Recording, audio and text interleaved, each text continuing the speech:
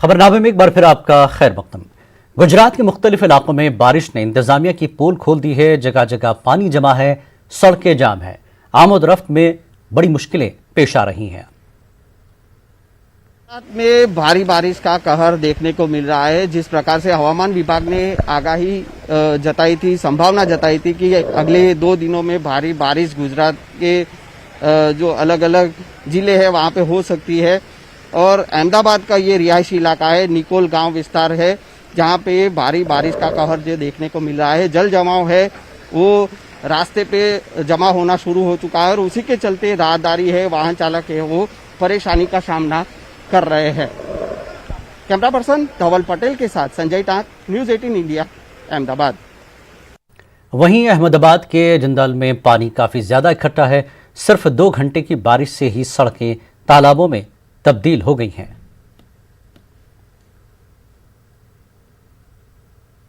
Circle की ये तस्वीरें आप सीधे ही देख रहे हैं। यहाँ पे जो भी लोग पसार हो रहे हैं वो परेशान हो रहे हैं क्योंकि यहाँ पे पानी की मात्रा ज्यादा है और इसके बीच जो रास्ते हैं वो भी खराब हो चुके हैं। नगर निगम की ओर से खास तौर पे सर्कल की जो मुहम्मत है वो करानी चाहिए, लेकिन अभी तक नहीं कराई है।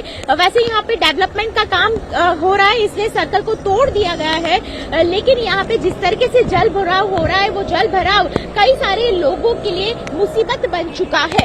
कैमरा पर्सन दीक्षित दर्जी के साथ दीपिका कुमार, न्यूज़ 18 नेटवर्क, अहमदाबाद। पहाड़ी इलाकों में लगातार बारिश और अलग अलग हिस्सों से सैलाब का पानी छोड़े जाने की वजह से मैदानी इलाकों में भी नदियां उफान पर हैं। कानपुर में गंगा की सतह आब लगातार बढ़ती जा रही है, जिसकी वजह से लोगों में खौफ व हिरास का माहौल है। आपको बता दें कि 2010 में सैलाब की तबाही ने कानपुर में 12 गांव को अपनी जद में लिया था, जिनमें से कई गांव पूरी तरह से तबाह हो गए थे।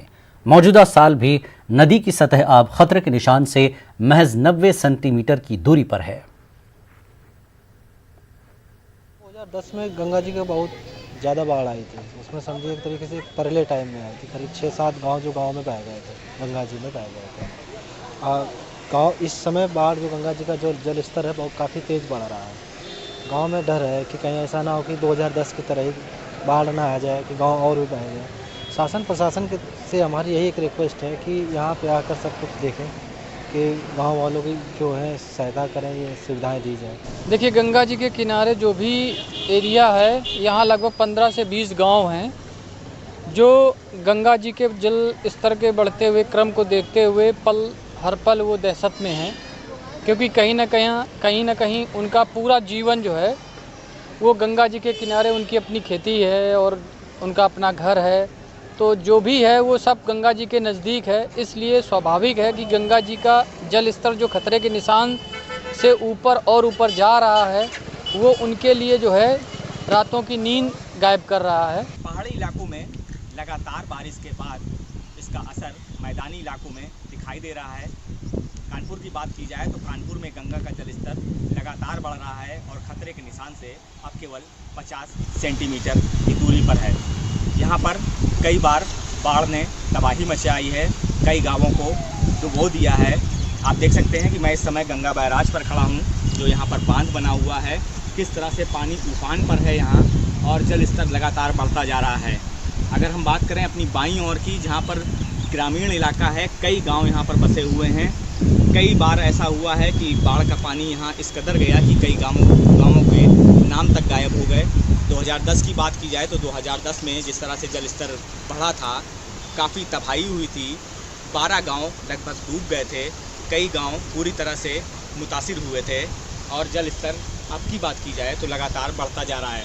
अब आने वाले दिनों में ये देखना होगा कि किस तरह से सरकार इसके लिए इंतजामात करती है, प्रशासन इस और कदम उठाती है कि ग्रामीणों को कैसे सुरक्षित किया जाए। कानपुर से संदीप सविता, न्यूज़